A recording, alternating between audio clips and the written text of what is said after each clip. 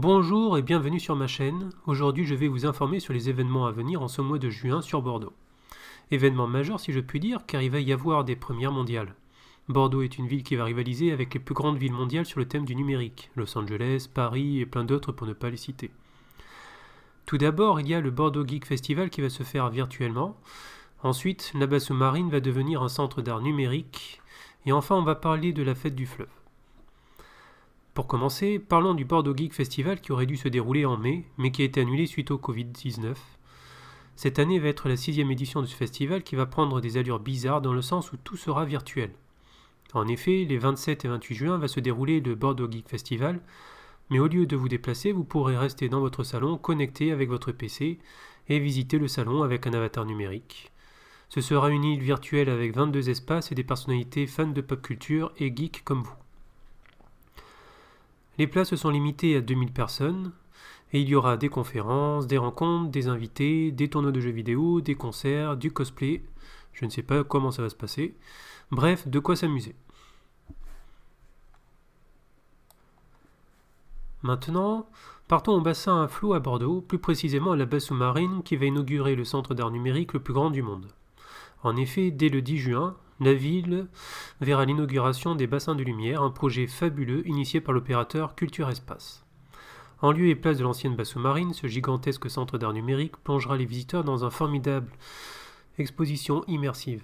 Cet espace, hors du commun d'une superficie de 13 000 m², met en scène 4 bassins de 110 mètres de long où seront organisées des expos numériques monumentales dédiées aux grands artistes de l'histoire de l'art et à la création contemporaine. Il représente 3 fois la surface des carrières de lumière des Baux-de-Provence et 5 fois l'atelier des Lumières de Paris. De quoi vous en mettre plein la vue. Il y a 4 expositions en ce moment, Gustav Klimt, Paul Klee, Ocean Data et Anitia. Finissons avec des petites infos sur Bordeaux. Concernant la fête du vin, qui aurait dû se dérouler en juin, cette fête qui alterne avec la fête du fleuve va être reportée à l'année prochaine. Donc ne vous inquiétez pas, vous ne le louperez rien, rendez-vous l'année prochaine.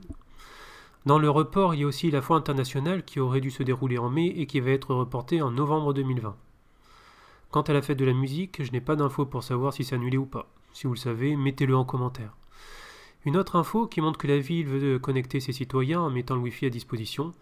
Les premières antennes Wi-Fi ont été déployées par la ville sur les quais, entre le pont de Pierre et l'hangar 14, puis sur les grandes places de la ville. Pour plus d'infos, allez voir sur le site de la ville de Bordeaux. Bordeaux est une place forte de nombreux projets numériques. La métropole bordelaise aspire aussi à consolider son statut de Smart City et se positionner comme une ville des plus connectées d'Europe. Bordeaux veut devenir une ville intelligente, d'où en anglais Smart City. Une ville utilisant les technologies de l'information et de la communication pour améliorer la qualité des services urbains ou réduire leurs coûts. D'autres termes ont été utilisés pour des concepts similaires, cyberville, ville numérique, communauté électronique. On se croirait presque dans Watch Dogs, le jeu vidéo, comme quoi la réalité rattrape la fiction. Voilà pour les infos du mois de juin. Je ferai un petit récap chaque mois sur les événements, bien que certains événements soient supprimés ou décalés du calendrier à cause du Covid-19. Je vous souhaite un bon mois de juin et à bientôt sur les routes de Bordeaux.